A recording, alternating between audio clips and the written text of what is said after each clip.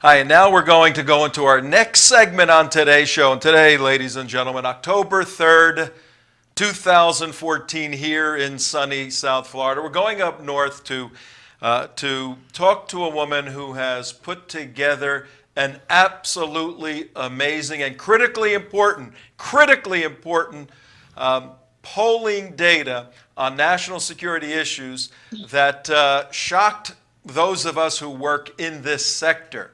And I'd like everyone to meet Kellyanne Conway. Kellyanne, are you with us? I sure am, and happy to be here. Thank Great, you. great. I watched your presentation on Frank Gaffney's National Security Summit earlier in the week, and I was taken back by the findings that you developed. But before we get into those, and we're only going to skim the surface because you have 40 or 50 pages of material. You have an outstanding academic background. You did your work in the area of law. You became a lawyer. You practiced law. Why the heck did you leave the legal field to go do boring polling? What's that all about? Okay. Well, actually, I re-entered polling from the legal field. I worked for Dick Wirthlin. He was Ronald Reagan's pollster at a very young age. 27 years ago, I started with him. And I really credit Dr. Wirthlin, God rest his soul, for teaching me the craft. I learned my skill at the knees of the master.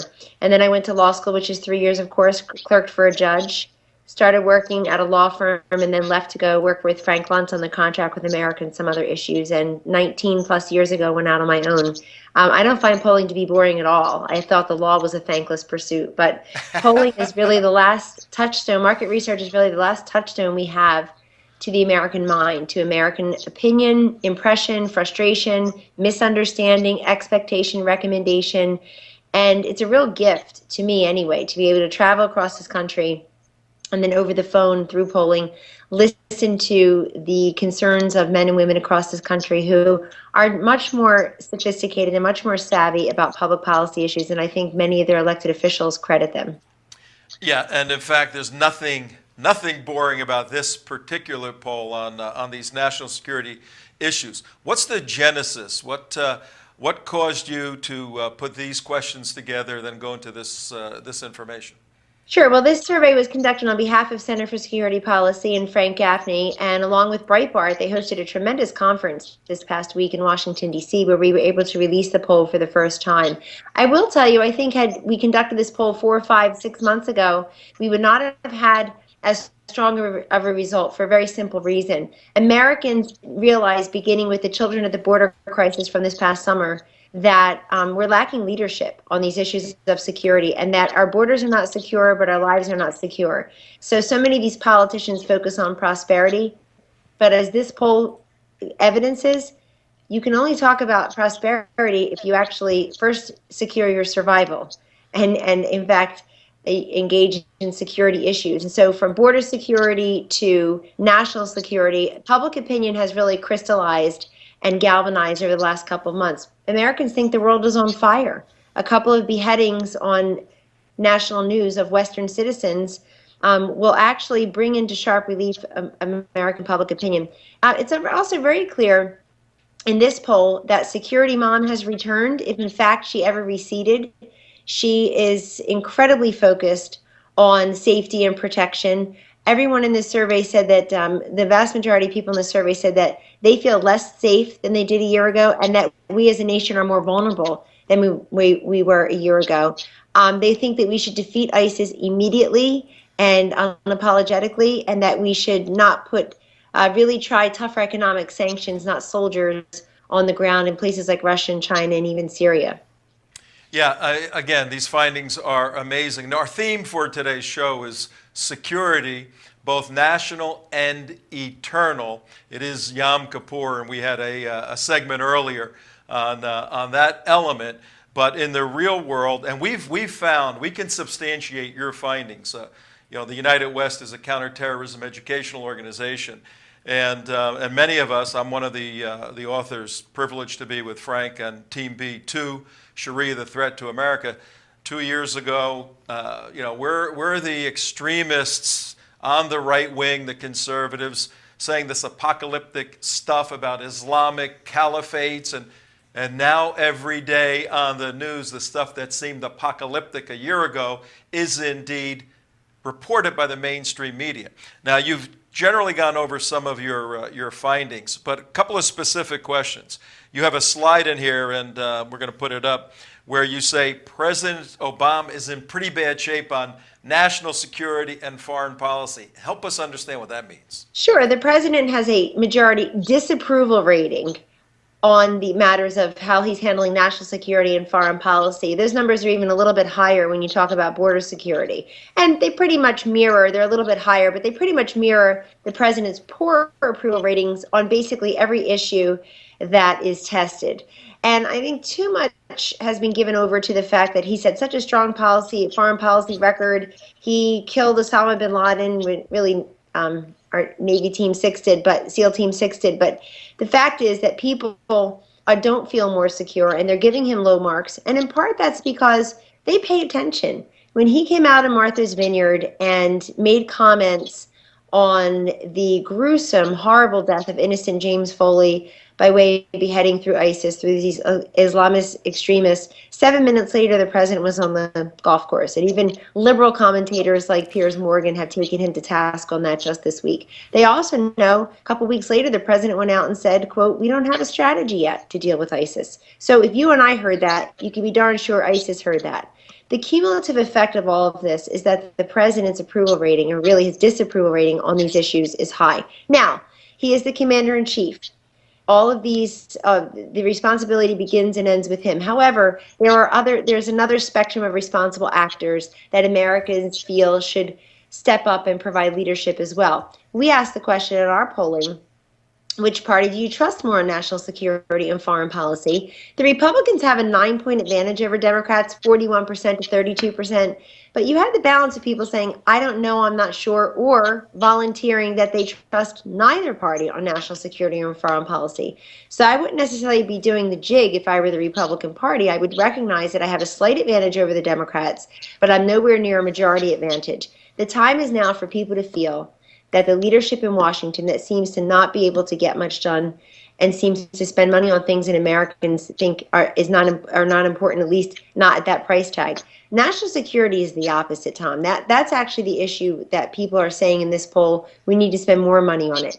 The majority of people surveyed said that we should continue to fight terrorism. 85% said that, including 75% of liberals, that we should continue the fight against terrorism abroad, leave it there, not here, leave it on that soil, not on this soil, and defeat the terrorists. And number two, a majority separately said that we should increase resources to our military.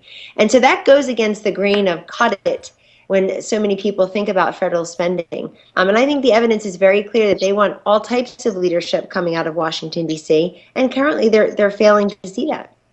All right, well, let me ask you this, and this goes to your subjective skills, not your scientific, forensic, analytical skills to gather data. But you've taken a snapshot, and you conducted this poll, 1,000 people, was it? When was it conducted? Registered voters nationwide, that's right. All of the categories are proportionally representative by race, by gender, by age category, geographic location, and even political party identification. And when was it done? The survey was completed September 23rd through 26th. That's 4 nights in the field. And the reason we let our surveys breathe is so that we're not excluding or underrepresenting, two different things going on in polling, underrepresenting voters who are more difficult to reach, Tom, like people of color, folks who live in urban areas, cell phone only users. So we let our surveys breathe in the field. I don't trust these overnight polls. I think they're designed to create public opinion and drive it rather than to reflect it.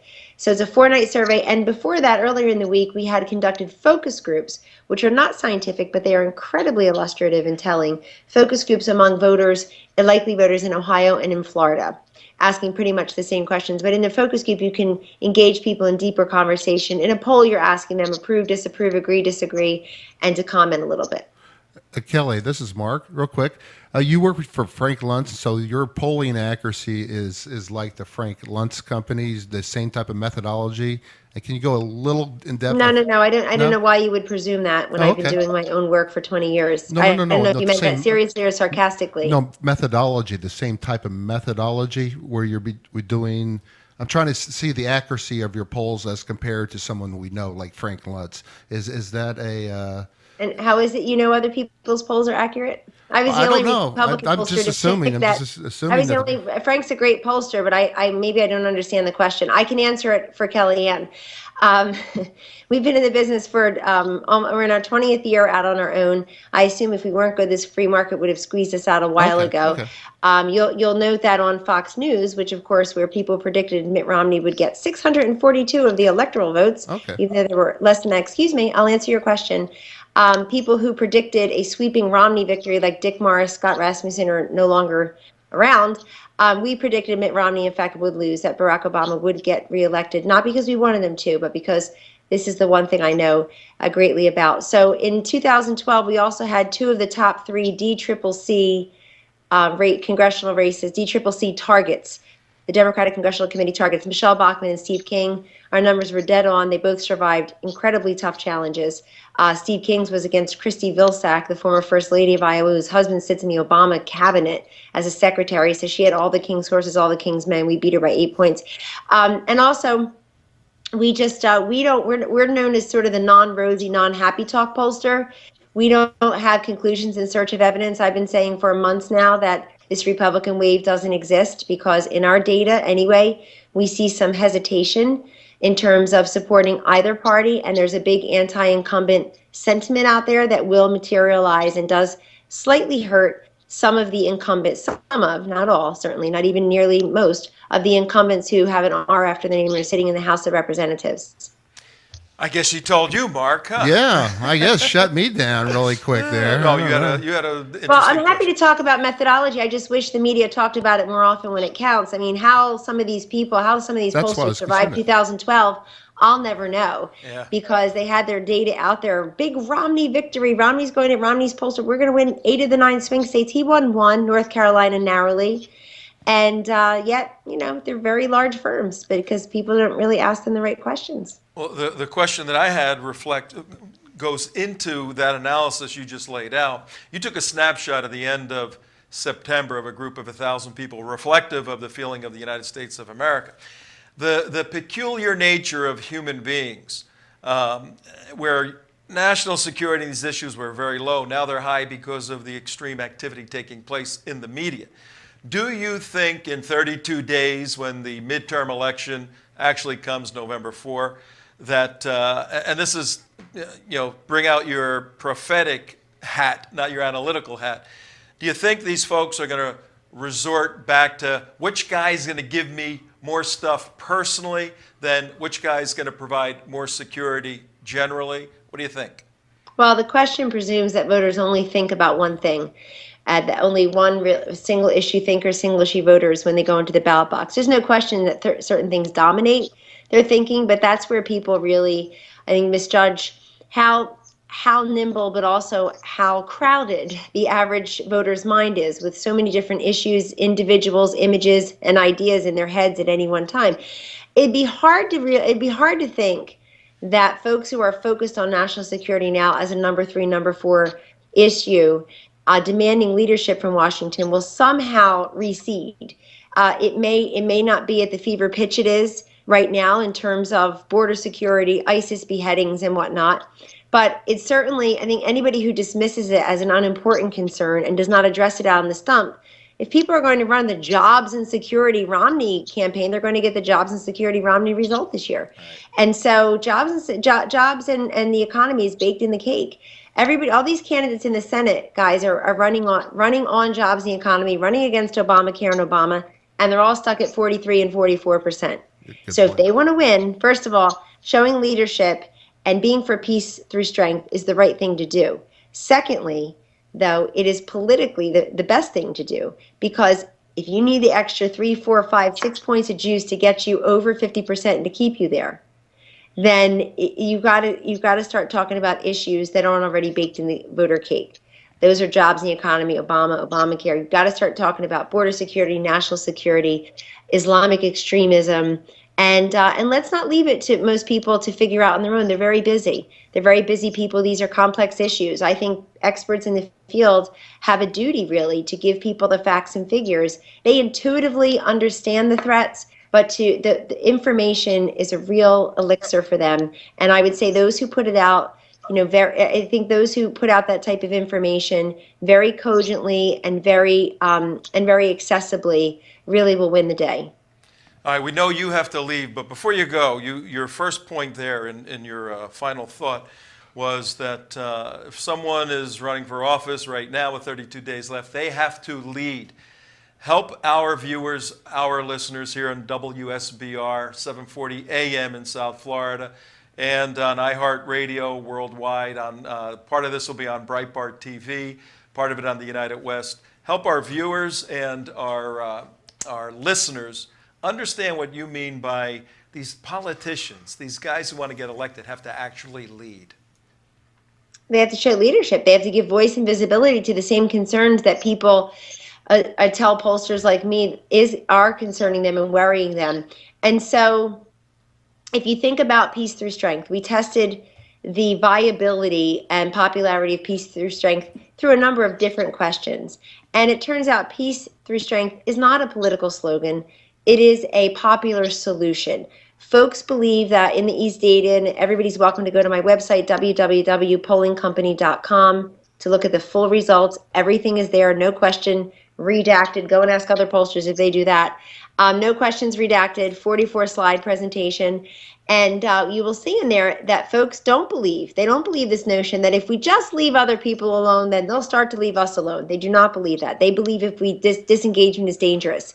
And that if we pull out of the Mideast, then Israel is further imperiled, U.S. interests are further imperiled, and the violence will increase in that region. They're very aware of a nuclear-capable Iran and what that may mean, a nuclear-capable North Korea and what that may mean.